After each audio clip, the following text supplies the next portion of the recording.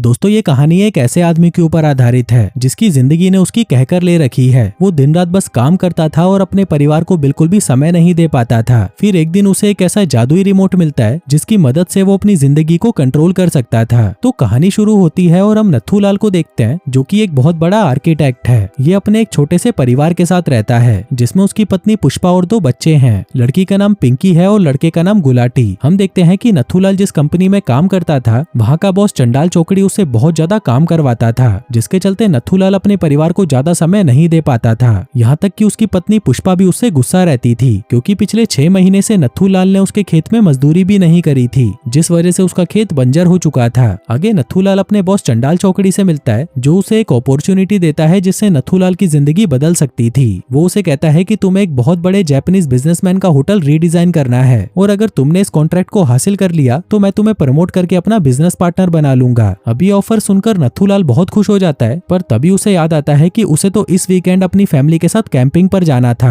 फिर रात को जब वो अपने परिवार के साथ डिनर पर जाता है तब वो उन्हें समय देने की बजाय पूरा टाइम अपने बॉस के साथ फोन पर ही लगा रहता है। इसके बाद वो अपने घर आ जाते हैं जहाँ पर हम पुष्पा को देखते हैं जो कि कैंपिंग के लिए बहुत ज्यादा एक्साइटेड थी। पर तभी नथुलाल उसे कहता है कि जाने मन हमें अपनी कैंपिंग ट्रिप को पोस्टपोन करना होगा क्योंकि मुझे एक बहुत बड़ा प्रोजेक्ट मिला है और इस प्रोजेक्ट को पूरा करने के लिए मेरे पास बहुत ही कम टाइम है, जिसके लिए मुझे टीवी पर एक एशियंट आर्किटेक्चर डॉक्यूमेंट्री देखकर अपने जापानीज प्रोजेक्ट को पूरा करना है। जिसको देखने के लिए वो टीवी का रिमोट उठाता है, पर वो बच्चों के उड़ने वाले हेलीकॉप्टर का रिमोट होता है जो कि सीधा आकर उसके मुंह पर लगता है, जिसे देखकर वो बहुत ज्यादा गुस्सा हो जाता है। कहता है कि भीन के घोड़ों, इस घर में कोई भी चीज मुझे जगह पर मिलती ही नहीं है। अब ये साला टीवी का रिमोट पता नहीं कहाँ फेंक दिया तुम लोगों ने। जिसके बाद वो एक यूनिवर्सल रिमोट खरीदने के लिए डी-मार्ट पहुंचता है। यूनिवर्सल रिमोट एक ऐसा रिमोट होता है जिसे सारी इलेक्ट्रॉनिक चीजों को कंट्रोल किया जा सकता था। अब डी-मार्ट में आकर वो हर जगह उस रिमोट को ढूंढता है लेकिन उसे वहाँ पर कुछ नहीं मिलता। अब इससे परेशान होकर वो एक बिस्तर पर जाकर लेट जाता है क्योंकि इस सबसे वो बहुत ज्यादा थक चुका था। एक तो उसके बॉस ने उसकी कहकर ले रखी थी और वो अपनी लाइफ से भी बहुत ज्यादा परेशान हो चुका था। इसी दौरान उसकी नजर एक दरवाजे पर पड़ती है जिस पर बियॉन्ड लिखा हुआ था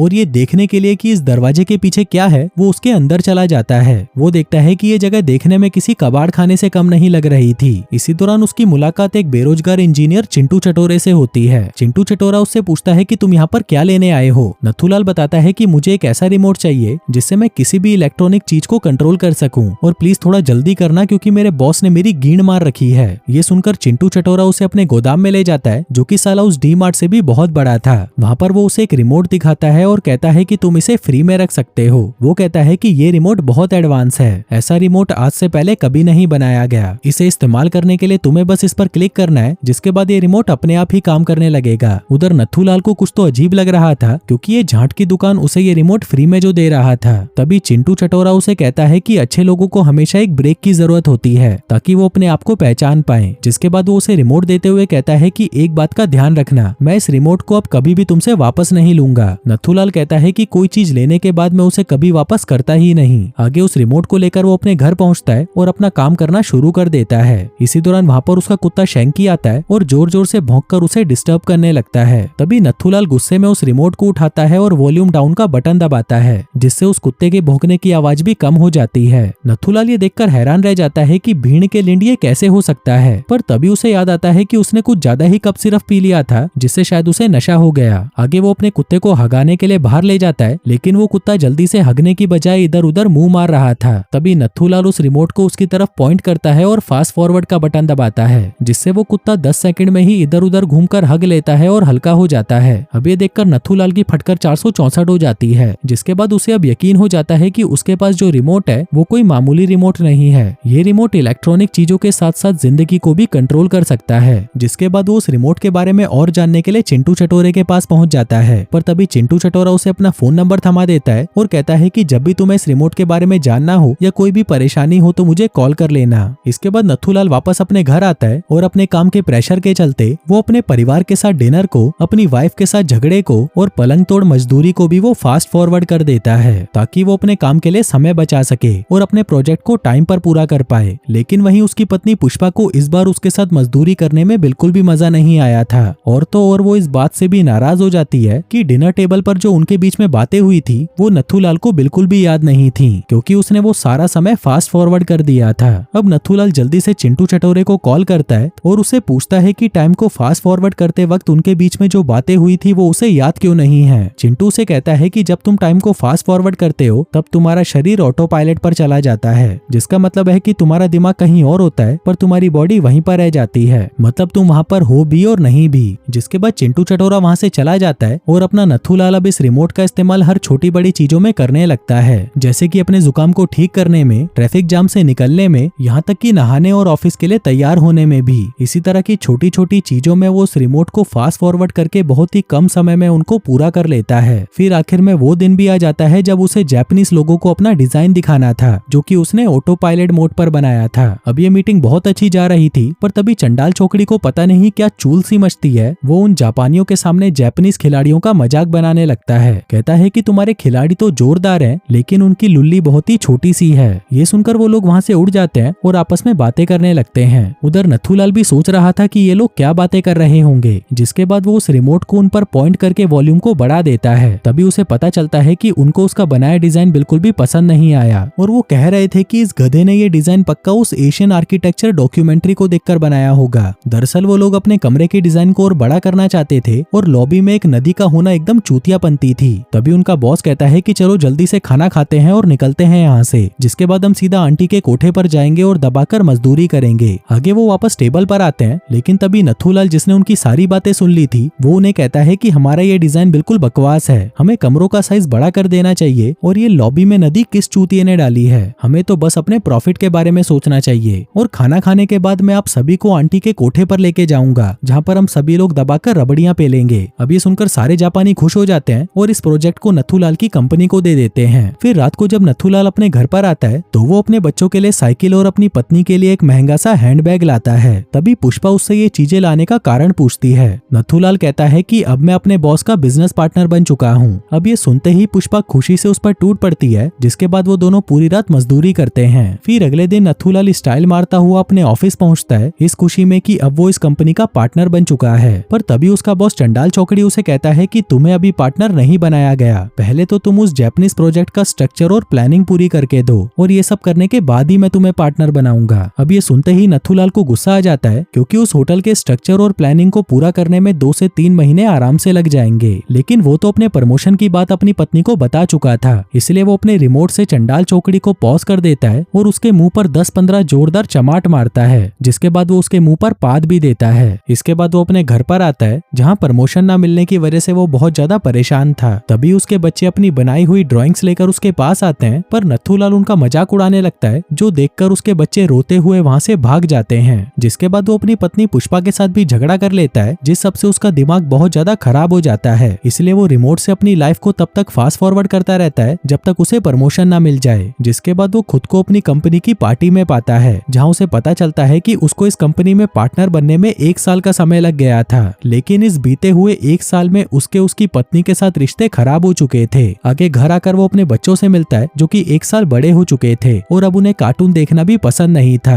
इसी के साथ उसे ये भी पता चलता है कि उसका कुत्ता शैंकी मर चुका है, जो जानकर वो बहुत दुखी होता है और फूट फूट कर रोने लगता है। तभी पुष्पा उसे गले लगाकर संभालने की कोशिश करती है, जिसके बाद वो उससे वादा करता है कि वो बदल जाएगा और एक अच्छा इंसान बनकर दिखाएगा। जिसके बाद वो दोनों मजदूरी करने की तैयारी करते हैं, पर तभी वो रिमोट ऑटोमेटिकली उसकी मजदूरी के टाइम को फास्ट फॉरवर्ड कर देता है, जहां इस बार भी उसकी पत्नी ठंडी ही रह गई थी और हर बार की तरह उसे इस बार भी मजा नहीं आया था। नथुलाल सोचता है कि मैंने तो इस रिमोट को छुआ भी नहीं, तो ये खुद से फास्ट फॉरवर्ड कैसे हो गया। वो जल्दी से चिंटू चटोरे को बुलाता है इस प्रॉब्लम को ठीक करने के लिए। तभी चिंटू उसे बताता है कि ये रिमोट बहुत ही एडवांस है, जो तुम्हारे मन का इस्तेमाल करके उसी के हिसाब से काम करता है। वो बताता है कि तुमने हर चीज को 1 साल के लिए फास्ट फॉरवर्ड कर दिया था, यहाँ तक कि मजदूरी को भी। इसलिए जब जब तुम अपनी वाइफ के खेत में मजदूरी करोगे, ये उस पल को अपने आप ही फास्ट फॉरवर्ड कर देगा, और जब भी तुम्हारे बॉस से प्रमोशन की बात होगी, ये उस टाइम को भी फास्ट फॉरवर्ड कर देगा। यहाँ तक कि जब भी तुम ट्रैफिक जैम में फंसोगे, ये उसको भी फास्ट फॉरवर्ड कर देगा, और जब भी तुम नहाने या तैयार होने लगोगे, ये उसको भी फास्ट फॉरवर्ड कर देगा,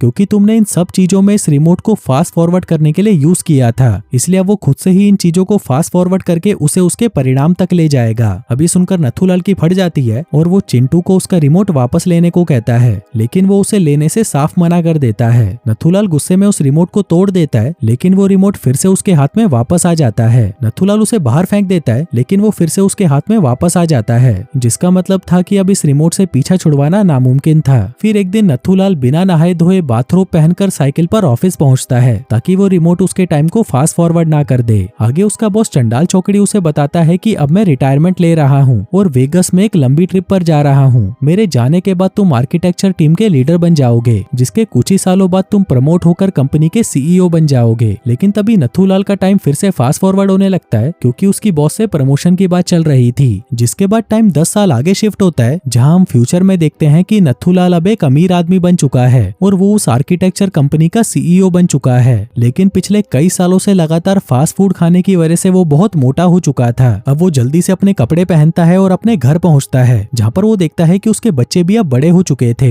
उसका बेटा गुलाटी उसी की तरह मोटा हो चुका था और उसकी बेटी अब एक धंधे वाली बन चुकी थी। तभी उसे ये भी पता चलता है कि उसकी पत्नी पुष्पा ने उससे तलाक ले लिया है और किसी दूसरे आदमी से शादी कर ली है। अब ये सब देखकर नथुलाल गुस्सा हो जाता है और अपनी पत्नी के नए हस्बैंड को पीटने लगता है। लेकिन तभी वहाँ पर एक कुत्ता आता है जो उसे धक्का देकर गिरा देता है, जिससे उसके सर पर चोट लगती है और वो बेहोश हो जाता है। आगे जब उसकी आंख खुलती है तो 6 साल बीत चुके होते हैं और वो एक हॉस्पिटल में होता है। तभी उसकी पत्नी आकर उसे बताती है कि तुमको कैंसर हुआ था और जब तुम्हें कैंसर से छुटकारा मिला तो उसके अगले ही दिन तुम्हें दिल का दौरा पड़ गया, जिसमें डॉक्टरों को तुम्हारी चर्बी को काटकर बाहर निकालना पड़ा। अब वो पतला तो हो चुका था लेकिन उसकी खाल लटक रही थी। आगे वो अपनी कंपनी में पहुंचता है, जहां पर वो अपने बेटे से मिलता है जो कि अब बहुत ही हैंडसम बन चुका था। कुछ देर बाद वो अपने बेटे के कैबिन में आकर कहता है कि शाम को दादा दादी और हम दोनों आइसक्रीम खाने बाहर चलेंगे। इस पर उसका बेटा कहता है कि दादाजी की तो बहुत टाइम पहले मौत हो चुकी है। अब ये सुनते ही नथुलाल टूट जाता है और फूट फूट कर रोने लगता है। आगे वो अपने बाप की कब्र के पास पहुंचता है, जहां पर वो उस रिमोट को फिर से इस्तेमाल करता है ताकि वो अपने बाप के साथ अपनी आखिरी मुलाकात को देख सके।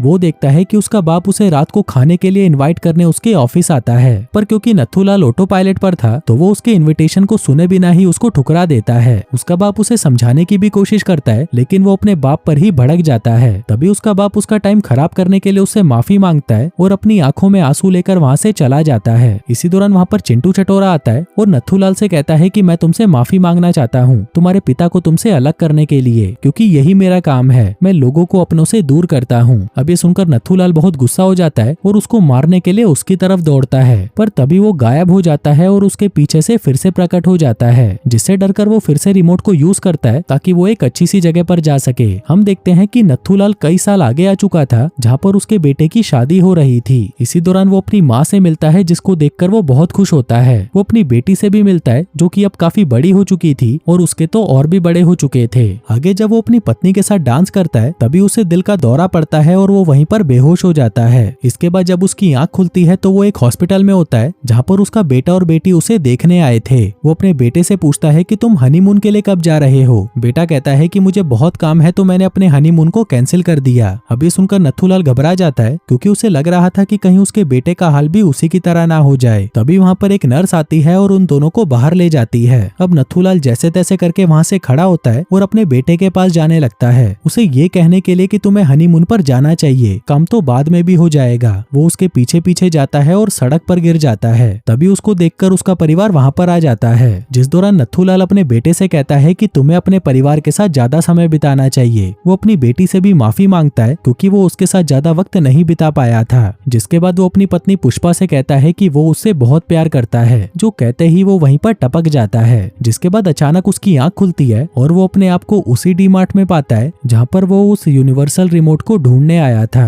अब ये देखकर वो बहुत खुश होता है कि जो भी उसके साथ हो रहा था वो बस एक बुरा सपना था। आगे वो दौड़ते हुए अपने परिवार के पास जाता है और उन्हें गले लगा लेता है। वो उनसे वादा करता है कि वो अपने परिवार के साथ वक्त जरूर बिताएगा। आगे उसे टेबल पर एक नोट के साथ वही रिमोट मिलता है जिसमें लिखा था कि अच्छे लोगों को ब्रेक की जरूरत होती है और मुझे पता है कि तुम इस बार बिल्कुल सही फैसला लोगे। तभी नथुलाल उस रिमोट को उठाकर कचरे में फेंक देता है, लेकिन इस बार वो रिमोट वापस उसके हाथ में नहीं आता, जो देखकर नथुलाल बहुत खुश होता है। और दोस्तों, इसी के साथ ही ये कहानी यहीं खत्म हो जाती है।